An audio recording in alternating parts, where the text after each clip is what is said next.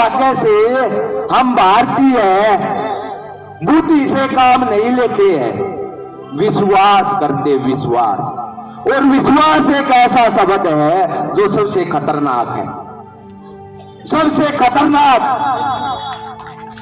हम दुश्मन पे विश्वास कर रहे हैं, जो हमें गुलाम बनाना चाहता है उस पे विश्वास कर रहे हैं। हम राजनीति की बात करते हैं, समाज तैयार नहीं है, कहां से राजनीति करेंगे।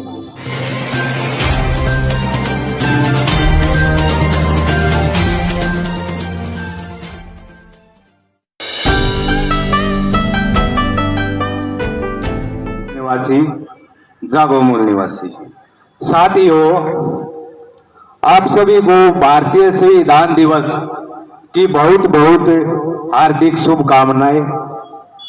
सभी पूर्व वक्ताओं ने अपने विचार रखे। तो साथियों, ये जो क्रांति है, जो हमें हक और अधिकार मिले, वो ऐसे ही नहीं मिले। इस क्रांति को यहां तक पहुंचाने के लिए कितने महापुरुषों ने बलिदान दिया, ये समझना बहुत जरूरी है।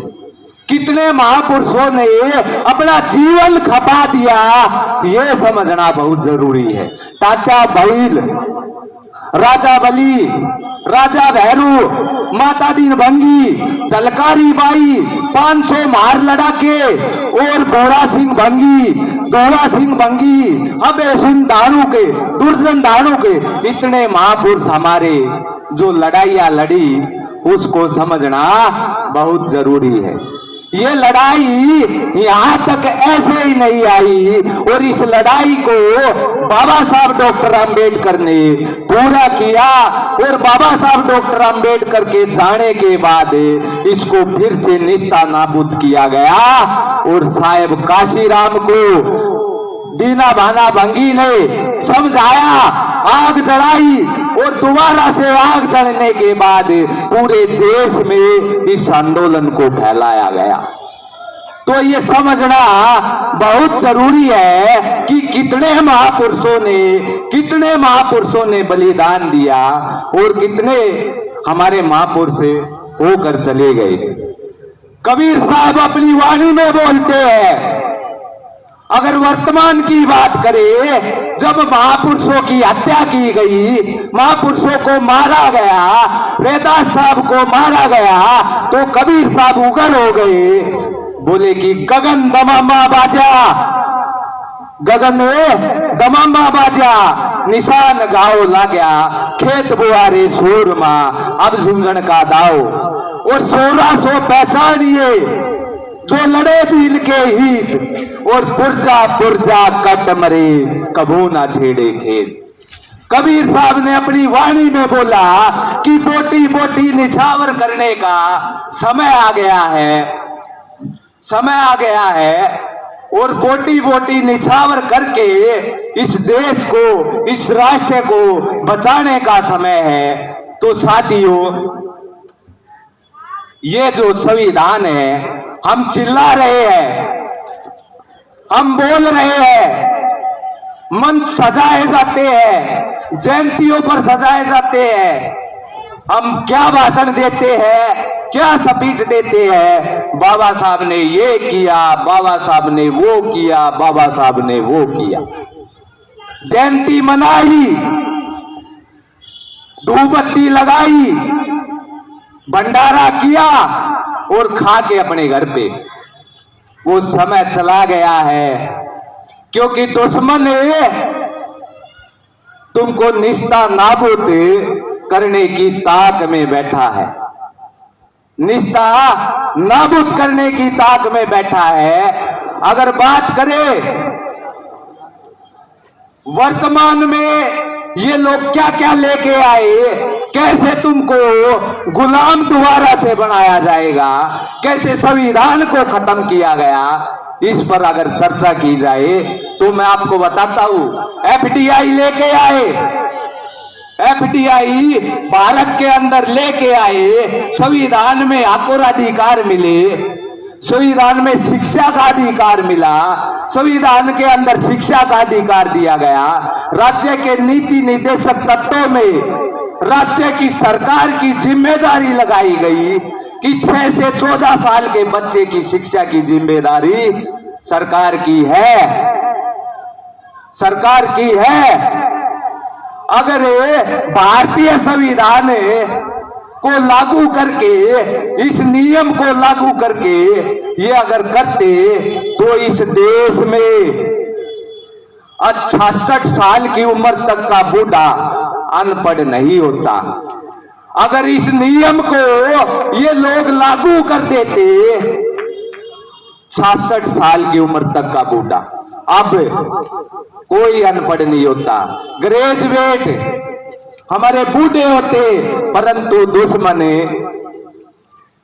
हमें निस्ता नाबूद, वो चाहते ही नहीं है कि ये संविधान लागू हो और इनको हक और अधिकार मिले।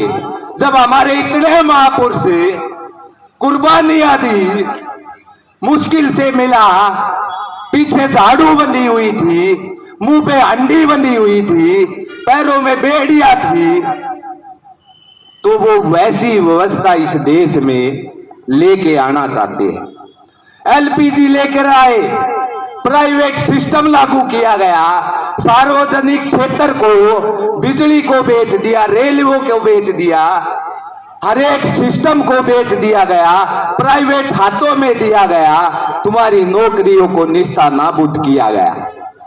ये भारतीय संविधान खत्म हो रहा है। बाबा साहब डॉक्टर अंबेडकर ने संविधान में तुम्हें रोजगार के अवसर दिए, शिक्षा का अधिकार दिया, वोट का अधिकार दिया, वोट के अधिकार को ईवीएम के द्वारा छीन लिया। शिक्षा के अधिकार को, स्कूलों को प्राइवेट करके उसमें दलिया सरकारी स्कूलों में बांटा जा रहा है और प्राइवेट स्कूलों में, कॉलेजों में फीस बढ़ा दी गई, महंगी महंगी क्या नाम है फीस शिक्षा की ले रहे हैं। तो हमारे जो बच्चे हैं सरकारी स्कूल में दलिया और खिचड़ी खा के क्या उनके साथ कंपटीशन कर पाएंगे? नहीं कर पाएंगे। ये भारतीय संविधान खत्म हो रहा है।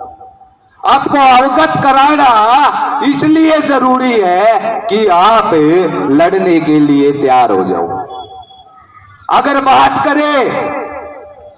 बात करें इस देश में एक षड्यंत्र लेके आए, special economics zone, special economics zone.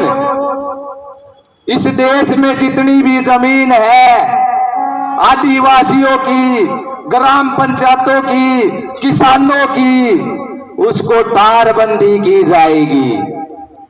बाहर की कंपनी आएगी, बेच दिया गया, कंपनी बाहर की आई, तारबंदी की, घेराबंदी की और उसके कब्जे में, अपने कब्जे में ले लिया और कब्जे में लेकर जहां की कंपनी है वहीं का उस जमीन के ऊपर कानून लागू होगा।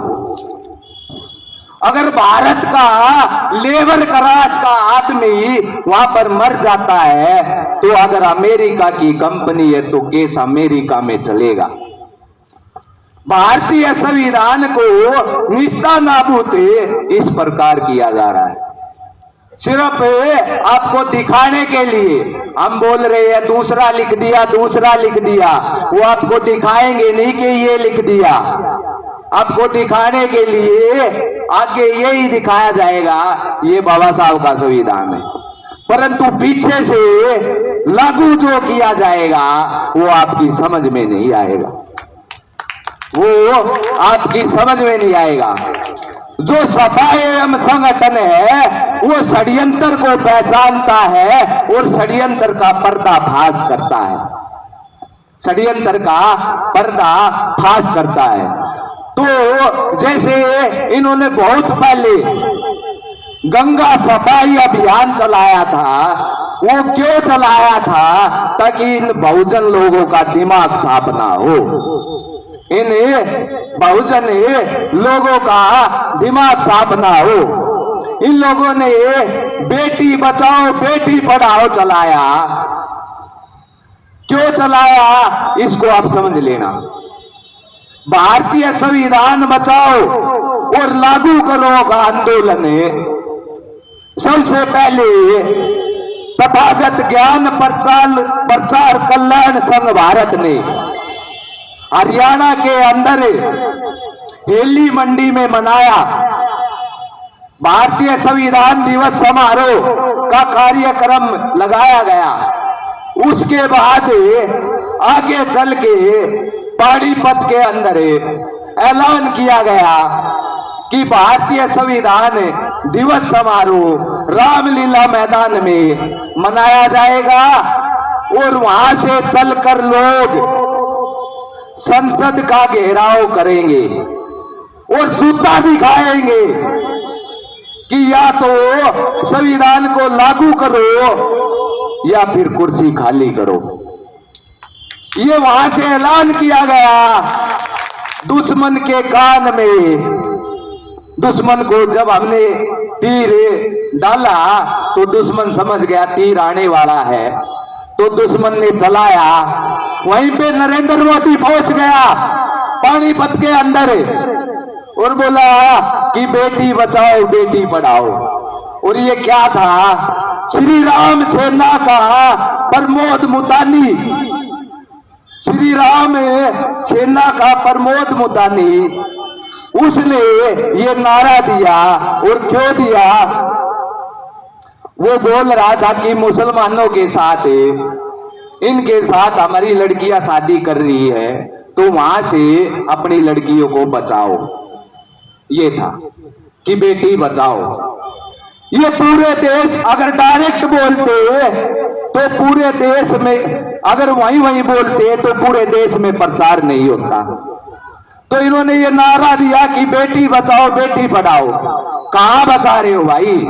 आए दिन बहन बेटियों की इज्जत को तार तार किया जा रहा है। स्कूलों का भट्ठा बिठा दिया गया है। शिक्षा का अगर शिक्षा की बात की जाए तो बहन बेटी शिक्षा के लिए जाती है, उनके साथ छेड़छाड़ हो जाती है। कहां पढ़ा रहे हो?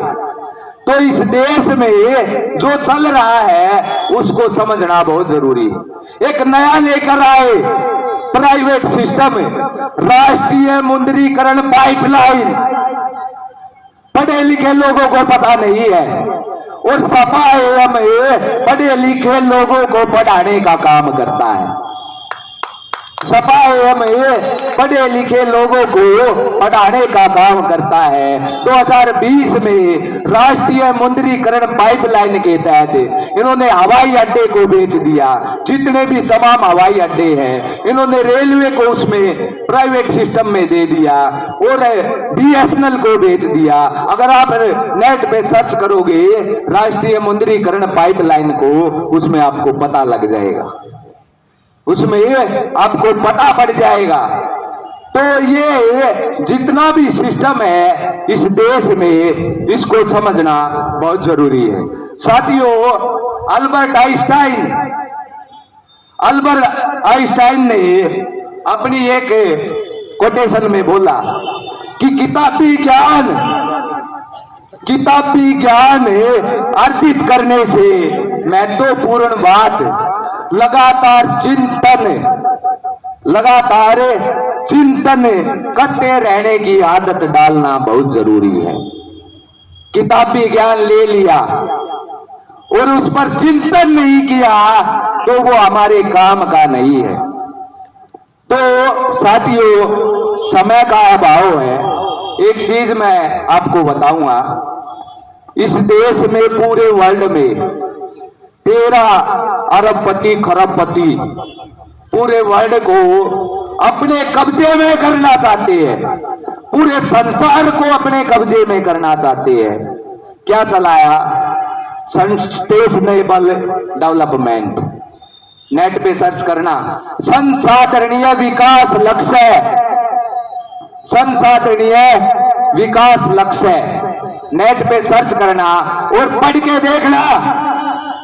जो आज हमारे बड़े बड़े घर है, कोठी है, बंगले है, गाड़ियां है, मैं आपको अवगत करा दूं, ये ऐसा नियम है, ऐसा कानून है, पूरे संसार में इसको लागू किया जाएगा। और 2030 का इनका प्लान है। पेरिस में इनकी मीटिंग हुई थी और वहां से ऐलान किया गया नोटबंदी ये इसी का ही है। केसलेस अर्थव्यवस्था, सभी के हाथ में फोन दे दिए और केसलेस नकद पर नियंत्रण करना चाहते हैं। पैसा आपके हाथ में नहीं छोड़ेंगे। अगर बात की जाए अमेरिका की जितनी आबादी है, हमारे यहाँ आज भी उतने लोग पढ़े लिखे नहीं है जितनी वहां की आबादी है। और भारत देश के अंदर अस्पताल नहीं है, बैंक नहीं है, स्कूल नहीं है, और यहां पर कैशलेस ये करना चाहते हैं। यहाँ के लोग दिन का जो परिवार 100 रुपये कमाता है, इंटरनेट का चार्ज 100 रुपये है, वो कहां से कैशलेस हो जाएगा। स्कूल नहीं खोले, कॉलेज नहीं खोले, व्यवस्था नहीं दी और कैशलेस बनाना चाहते हैं। और बाबा साहब डॉक्टर अंबेडकर ने कहा ऐसे देश में पैदा होना अभिशाप है जहां के लोग केवल प्रधानमंत्री की सुनते हैं और किसी की नहीं सुनते हैं। ये बाबा साहब ने कहा। और बाबा साहब डॉक्टर अंबेडकर ने कहा दुर्भाग्य से हम भारतीय बुद्धि से काम नहीं लेते हैं, विश्वास करते, विश्वास। और विश्वास एक ऐसा शब्द है जो सबसे खतरनाक है, सबसे खतरनाक। हम दुश्मन पे विश्वास कर रहे हैं, जो हमें गुलाम बनाना चाहता है उस पे विश्वास कर रहे हैं। हम राजनीति की बात करते हैं, समाज तैयार नहीं है, कहां से राजनीति करेंगे। पंडित जवाहरलाल नेहरू ने क्या कहा कि कांग्रेस यदि किसी खंबे या पोल को टिकट दे के मैदान में उतारे तो वो सांसद बन सकता है, एमएलए बन सकता है। और ऐसा उन्होंने करके भी दिखाया। पंडित नेहरू ने करके दिखाया, अपने सेवक हरि को मैदान में उतारा और यूपी से विधानसभा का चुनाव जिताया। और हमारे लोग, समाज जागरूक नहीं है।